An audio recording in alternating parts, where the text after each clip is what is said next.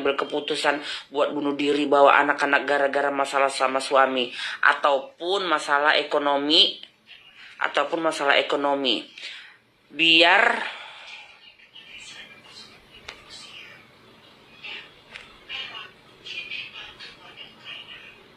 gimana nih? Ratu coba kasih komentar buat ibu-ibu sekarang biar nggak mudah depresi dan putus asa, biar nggak mudah kali ambil keputusan buat bunuh diri, bawa anak-anak gara-gara masalah suami ataupun masalah ekonomi. Kan banyak kali sekarang masalah gitu. Sekarang Ratu, biar para ibu-ibu yang sedang merasa depresi bisa semangat dan nggak putus asa. Kecilan suara handphone kau, aku pijak anti kopa. Ada gilanya kalian itu kalau hari gini 2022 masih ada depresi-depresi. Depresi gara-gara apa kau? Apa ya ada istilah depresi-depresi? Alah, nggak usah gitu-gitu kali lah. Hidup ini dibawa ini aja. Makanya, tapi kembali ke individunya sih gitu. Orang hanya bisa depresi bagi entok ya. Seorang perempuan hanya bisa depresi karena dia terlampau mencintai laki-lakinya. Udah satu itu. Seorang perempuan bisa depresi karena dia nggak kerja. Makanya gitu ada masalah ekonomi, depresi. Gitu dia punya masalah dengan suami, dia langsung depresi karena terlampau mencintai suaminya. Dan satu, dia nggak kerja. Sama suami itu biasa-biasa aja, santai-santai aja, enjoy aja, nggak usah terlampau cinta-cinta kali. Yang perlu kita cintain kali itu lepas dari Allah dan Nabi kita, yaitu anak kita. Itu orang tua kita, sakit kita urus, anak kita utamakan dalam hal apapun. Udah gitu aja. Sama suami jangan cinta-cinta kali, biasa-biasa saja. Seperti lagu zaman dulu, biasa-biasa saja. Baru kedua, kau jadi perempuan harus bekerja supaya nggak depresi karena terhimpitnya ekonomi. Kami jelek Ratu, kami nggak pandai kayak Ratu ngomong, kami nggak berani barbar, kami nggak owner skincare, kami nggak tahu edukasi segala macam. Untuk punya duit bukan jadi orang skincare saja. Banyak hal yang bisa menghasilkan kita duit ya. Banyak hal. Salah satunya ya ini, media sosial dipergunakan untuk mencari duit, jangan untuk bergibah, jangan untuk jadi CCTV mengintai kehidupan orang saja, ya kan? Dropship kalau belum punya modal, ya kan? Jadikan hal-hal sekarang kita makan aja, makan doang, makan sehari-hari, makan terasi, makan ikan asin, itu bisa menghasilkan duit. Jadikan konten. Belum bisa pakai konten kreator yang profesional, iya kecil-kecilan dulu. Dari Ebi seperti ini dibuat konten, dibuat video, ya kan? Habis itu dibagikan, pelan-pelan kamu akan punya YouTube sendiri, akan punya duit sendiri kayak Ratu Entok. Kayak gitu hidup ini.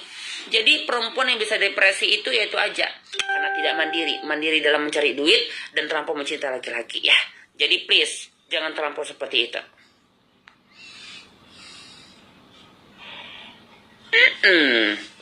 Aku nggak masuk akal kalau ada hari gini perempuan bunuh diri gara-gara tahun suaminya main pekcun.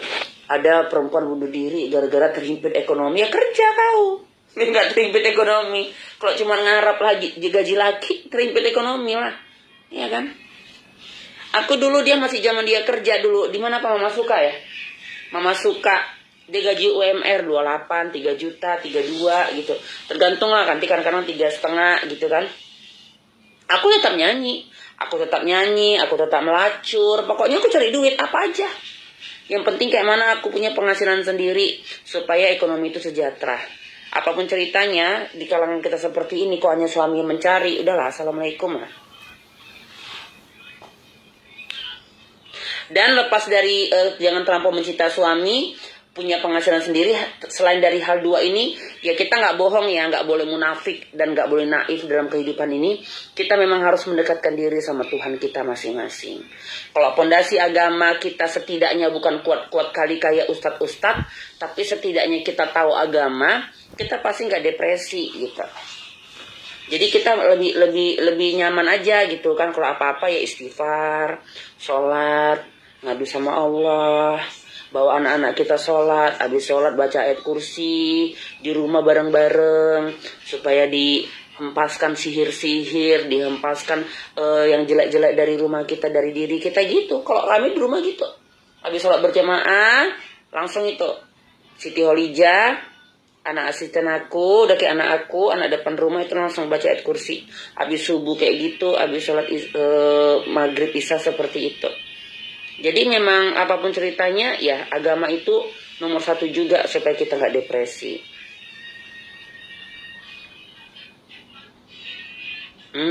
Iya. Dekat rumah Fuja. Ini Sofian, Papi Sofian ya, orang keyboard entak ya. Halo Papi Sofian, sehat Papi? Ya Allah, gimana gitu kok ingat-ingat orang-orang yang tertahin. Makasih.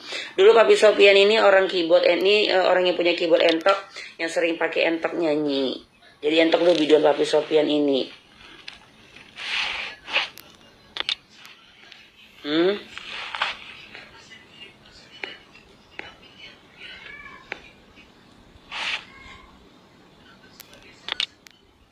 Jangan bergantung uang dari suami ya kan Kak. Iya, jangan. Jadi suatu saat lagi kau tiba-tiba gimana kau depresi lah. Karena terbiasa ini kan ngarapin laki ngarapin laki. Kok ento nggak mau. Baru selain itu tadi kita juga harus memang sayang sama anak. Kalau kita sayang sama anak, dekat sama anak, kita nggak akan depresi. Bapaknya menggila, ada anak yang menghibur ya kan. Kita mau macam-macam, kita pasti berpikir, kasihan anakku. Kalau aku mati, kalau aku bunuh diri, nanti siapa yang ngurus dia? Kan kita punya pemikiran kayak gitu jadinya.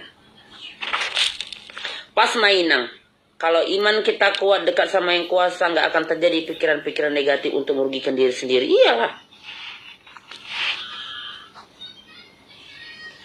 Tato alisnya di mana Kak? Mana tato nih? Kak pengen kali jumpa sama kakak. IPL lah ke rumah Deto ya. IPL ke rumah Deto. Pasti jumpa sama kakak.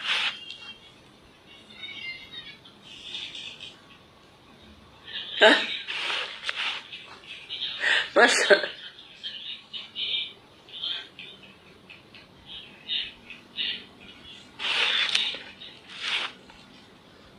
Kak halus Kak, tangan kakak halus lah. Masa tangan perempuan kasar? Tuh tangan dia yang kasar tuh, tangan Iqbal. Kalau tangan aku kasar nanti pas aku IPL pasien, jumpa sama pasien, ini orang skincare atau kuli bangunan, tangannya kasar. Salam kenal kembali. Aku yang punya laki orang Kak, ya lah kok kan memang pelacur loh, maminya Fania.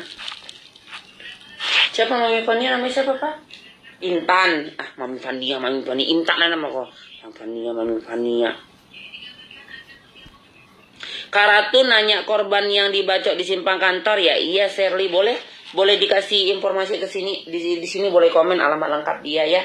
Nama panggilannya siapa biar kita nggak susah. Ya mana tahu ada dermawan di sini yang melihat nggak ikut komen tapi dia mungkin besok mau bersilaturahmi ya kan. Memberikan informasi yang baik itu kan ibadah loh.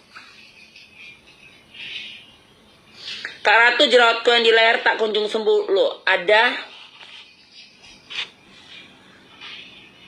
Kak Ratu, jerawatku yang di leher tak kunjung sembuh loh. Ada solusi selain jaga kebersihan Kak Ratu. Soalnya kebersihan pasti kita jaga. Sayangku, itu namanya kalau kita punya jerawat ini di leher sini berlebihan, di sini di punggung, di kepala, itu namanya jerawat hormonal.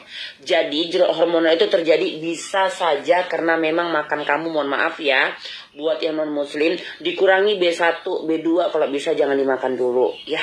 Jadi makan B1, B2 baru memang kamu harus menstabilkan hormon kamu gitu. Jadi harus memang kalau entok sarankan sih harus ke dokter kulit nanti supaya kamu dikonsumsi obat, dikasih obat untuk menetralkan hormon.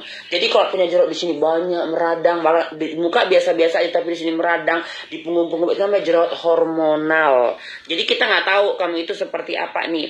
Mungkin ada mengkonsumsi obat-obatan, salah satunya mungkin pil KB, suntik KB, ataupun makan obat ya nggak tahu entah obat penenang atau apa. Jadi ada hormonal yang nggak stabil membuat jerawat di leher itu banyak meradang-meradang ya.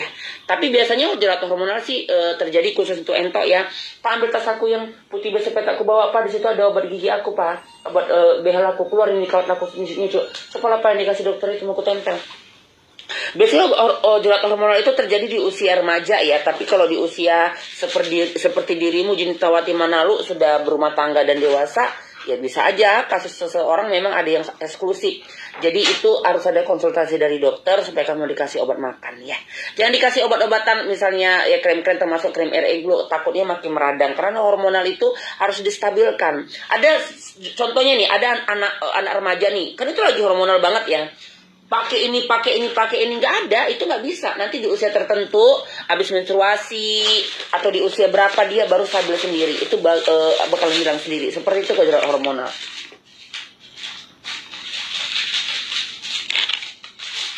Tunggu ya, kayaknya gigi aku geser, jadi behelnya, kawatnya keluar, sakit kali nyucu.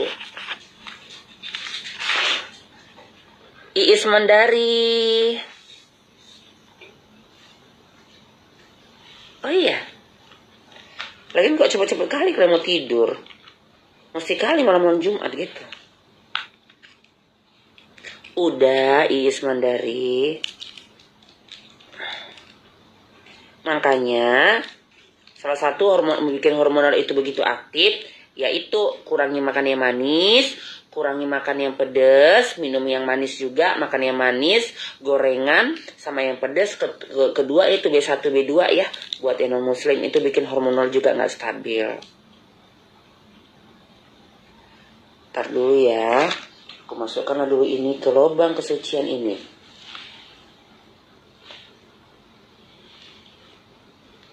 Nggak pandai pula aku masukkannya.